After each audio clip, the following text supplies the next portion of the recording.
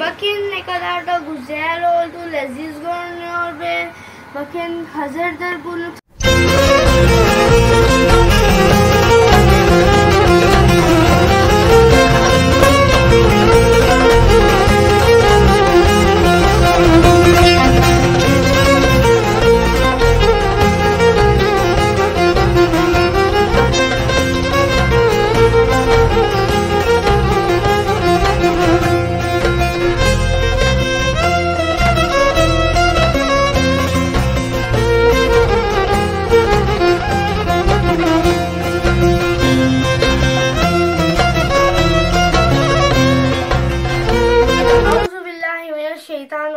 Bismillahirrahmanirrahim. Merhaba arkadaşlar. Nasılsınız bugün sizler? İyi misiniz? Umarım ki iyi olacaksınız. Ve videonuzu başlamadan önce benim kanalıma abone olmayı unutmayın ve eğer yandaki zili de basmadıysanız şimdi gidin yandaki zili de basın ve benim kanalıma ailenizle, arkadaşlarınızla birlikte paylaşarak benim leziz yemeklerin tariflerini yiyin ve benim videolarımı beğenin ki ben yine çok güzel tarifleri yaparım ve çok leziz videolar size aktarayım. Şimdi bugünkü videomuzda biz yapacağız, bir ayak yapacağız, büyük ayak. Ve bugünkü videomuz için malzemeler neler ki ona bakalım bir. Şimdi malzemelere bakalım.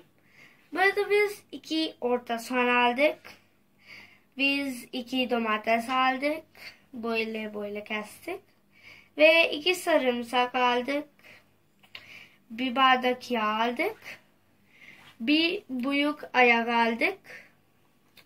Ve 2 biber aldık. Burada 2 kaşık tuz aldık. 1 kaşık zerdeçal ve 1 kaşık da bizim acı biber. 1 kaşık pul biber. Burada yarım kaşık tavuk pudru aldık. 1 kaşık kimyon taneleri aldık. 2 büyük kakuleler aldık. Biz karanfiller 8 tane aldık.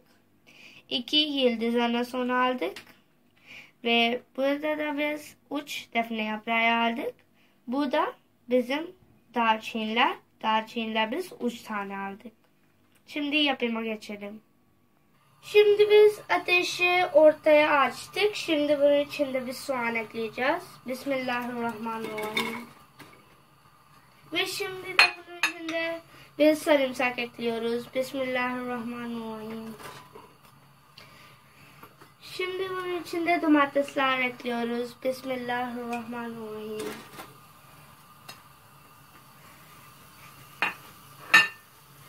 Ve şimdi bunun içinde biz biber ekliyoruz. Bismillahirrahmanirrahim. Ve şimdi de bizim baharatlar ekliyoruz. Bismillahirrahmanirrahim.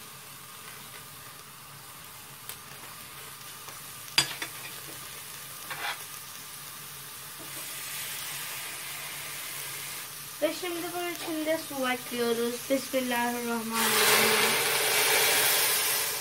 Şimdi biz bunu 10'dan 15 dakika kadar kapatarak pişireceğiz su ekledikten sonra. Şimdi bakın biz bunun kapağını açtık.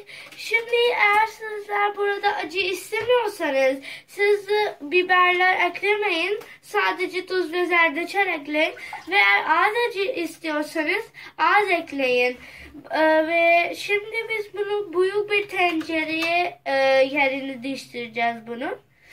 Bu pişirmekten kolaylaştığı için oraya değiştireceğiz.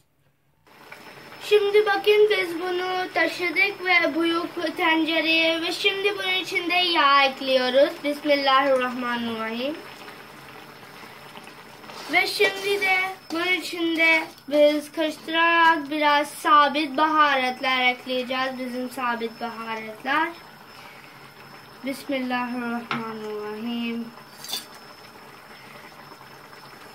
Ve şimdi de bizim kimyon taneleri ve tavuk pudru ekliyoruz. Bismillahirrahmanirrahim. ve bunu karıştırıyoruz. Ve şimdi bunun suyumuzu karıştıracağız. Kurutacağız pişirerek.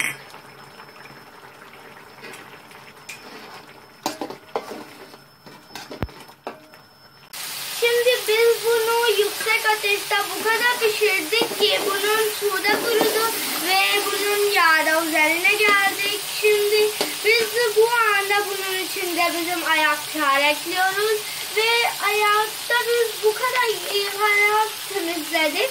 Bunu çok yıkayarak temizledik. Ekliyoruz. Bismillahirrahmanirrahim.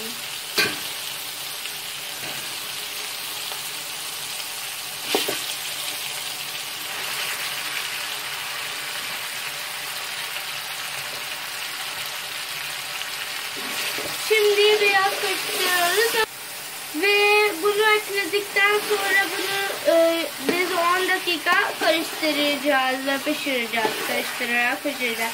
Şimdi de bizim ateş yüksektedir.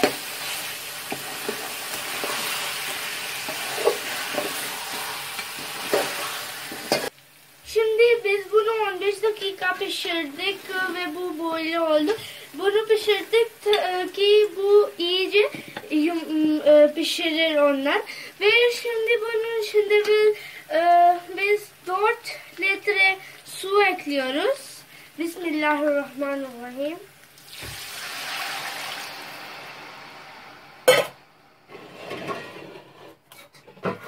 Bismillahirrahmanirrahim.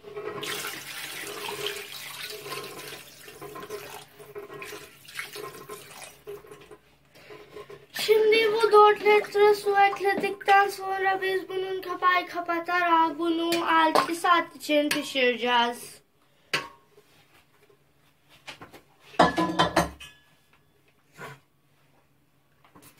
Bunun kapağını kapatıyoruz. Ve bizim ateş ortadadır. Çok yavaştadır. Çok yavaş. Şimdi 6 saat sonra görüşeceğiz. Bakın şimdi bunu 6 saat pişirdik ve bu böyle şekline geldik. Bakın ne kadar güzel oldu. Biz görüyoruz, görünekten de daha güzeldir. Bu çok lezzetli olur ve siz de bunu deneyin. Ve şimdi bu hazırdır. Bunu bir tabakta ekleyeceğiz. Bakın ne kadar da güzel oldu, leziz görünüyor ve bakın hazırdır, bunu tabakta ekledik ve biz bununla birlikte ev yaptık.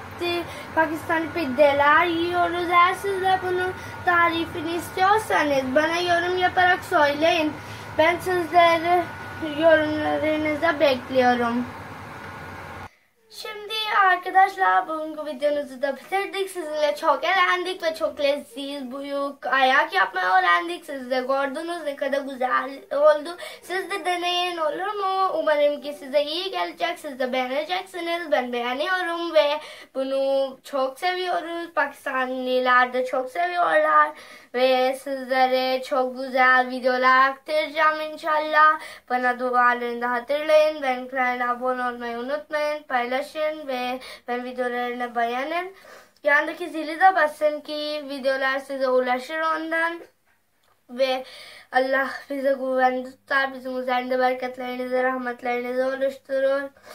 Bununla birlikte videomuzu bitirdik. Bir sonraki videoda görüşeceğiz. Eğer Allah isterse inşallah. Güle güle.